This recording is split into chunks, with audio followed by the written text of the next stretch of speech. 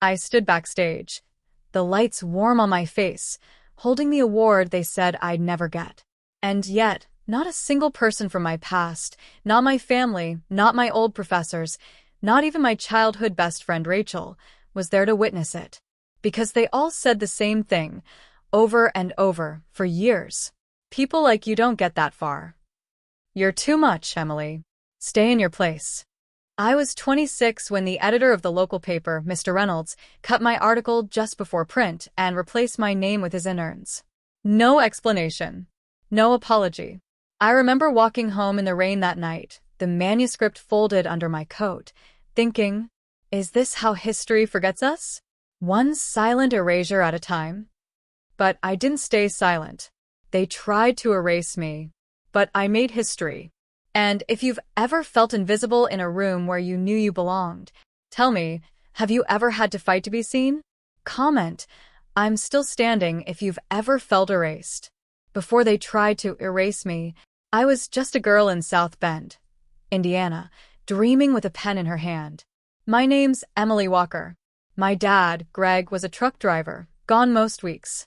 My mom, Denise, worked double shifts at the diner off Main Street. We weren't wealthy, but we had stories. Lots of them.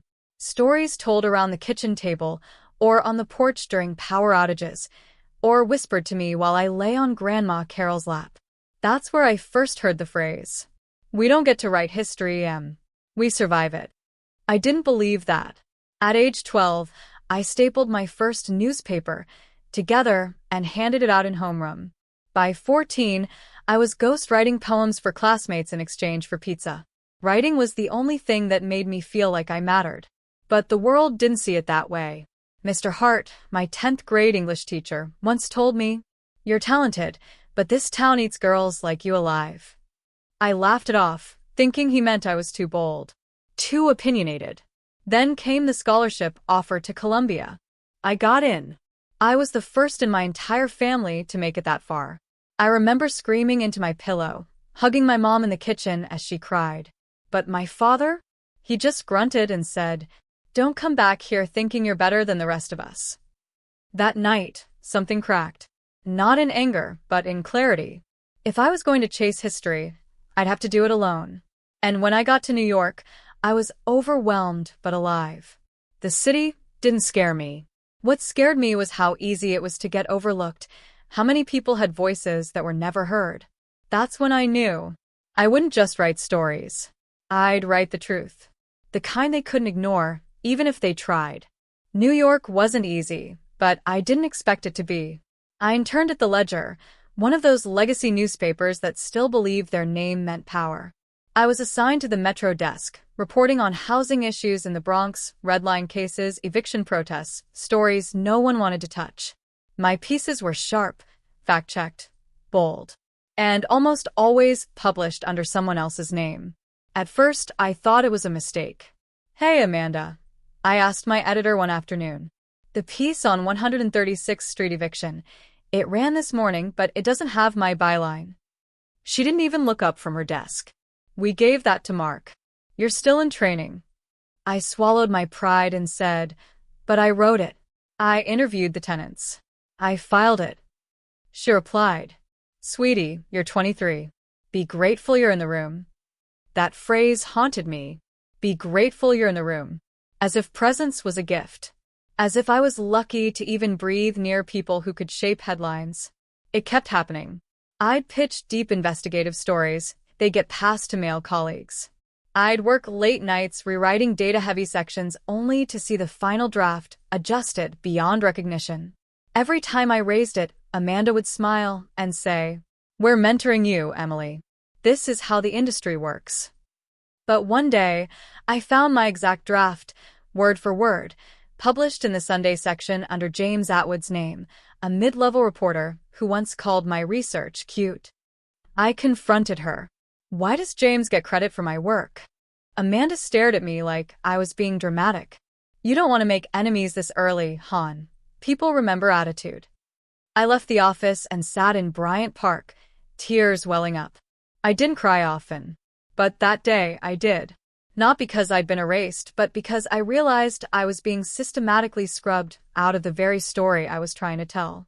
I called my mom that night, told her everything. You know what she said? "You've always had a chip on your shoulder, Em. Maybe this is your wake-up call." That was the worst part. My family didn't believe in me, not really. To them, my ambition was arrogance.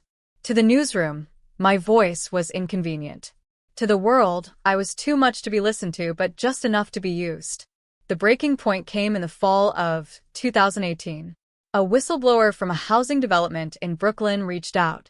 His name was Marcus Holloway, a veteran-turned-housing inspector. He claimed a private developer was bribing officials to ignore mold reports and force tenants out so the units could be sold to luxury firms. I met with Marcus 3 times. In diners, in parking lots, once even in a laundromat. Always looking over his shoulder. The documents he gave me? Damning. Emails, contracts, secret recordings. I spent 3 months on that story. Cross-referenced city records, interviewed displaced tenants, even followed a councilman's car to prove he was meeting with the developer's attorney. It was career-defining work. Pulitzer-worthy, even. And it had my name on it. I submitted it. Amanda barely glanced at the file before muttering, "We'll see what legal says." 3 days later, I got an office-wide email. Exclusive investigation, the Holloway Files by James Atwood and Amanda Ruiz.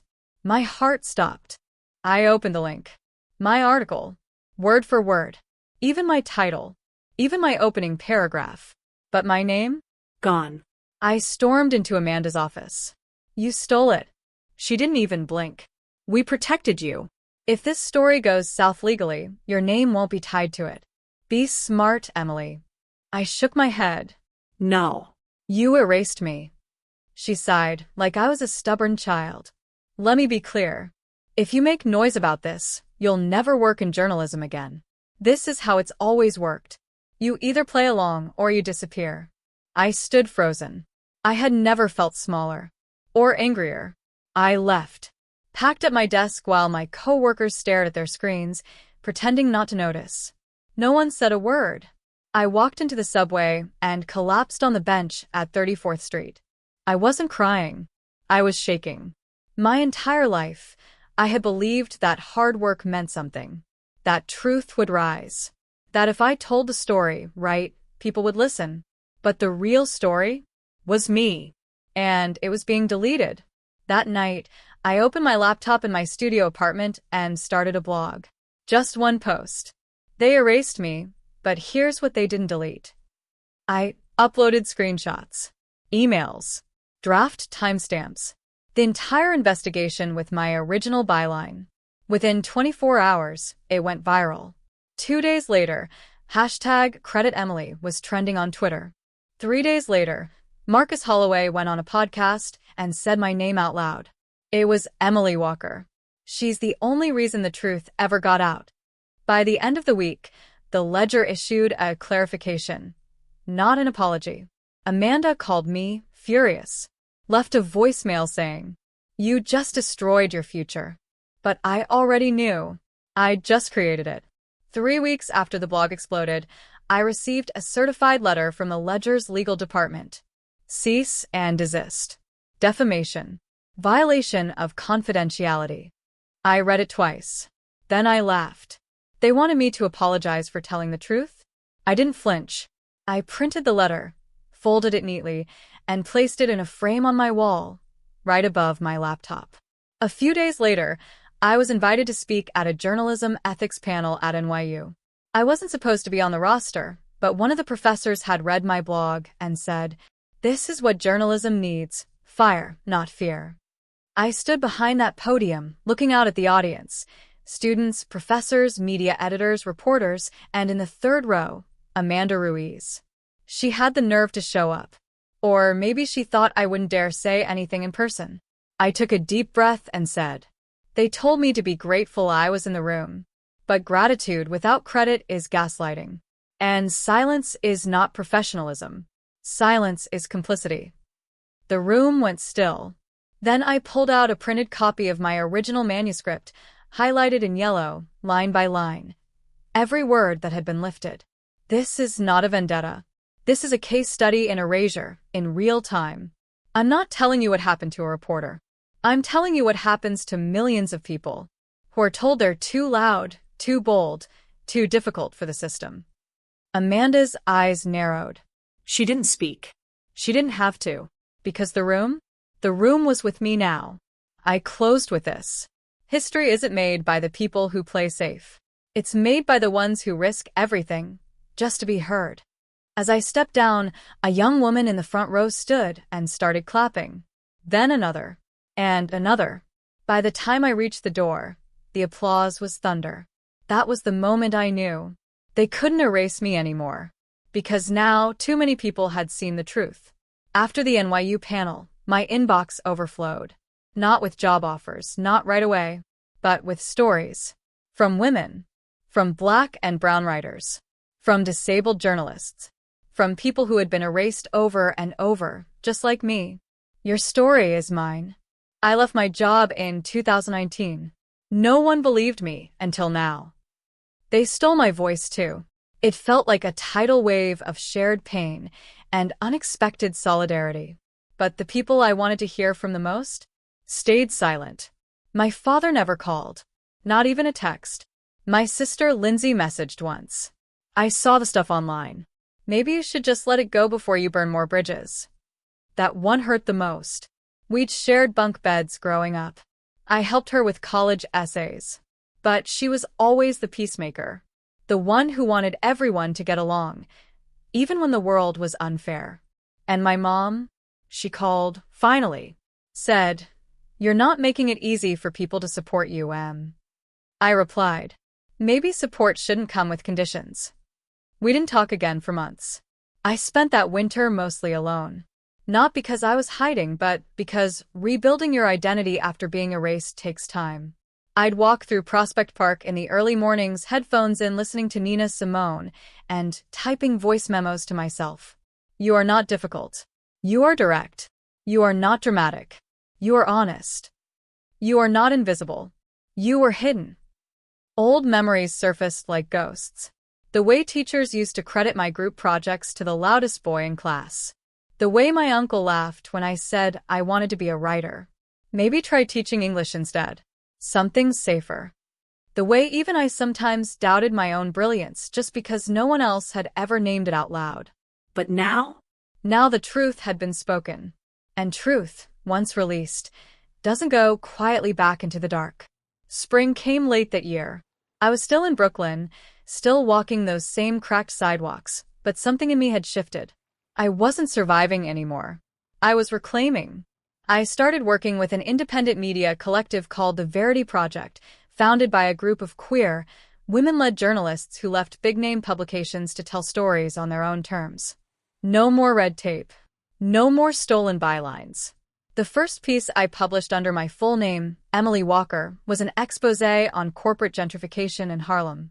Within 48 hours, it had over 1.2 million reads. This time, my name was in bold at the top. This time, no one could take it from me.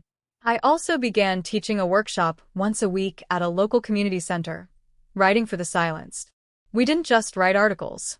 We wrote wounds, testimonies, testaments. I saw a 16-year-old girl named Jasmine perform a spoken-word piece that made the whole room cry. That's when I realized I hadn't just survived erasure. I had become a blueprint for others to escape it too.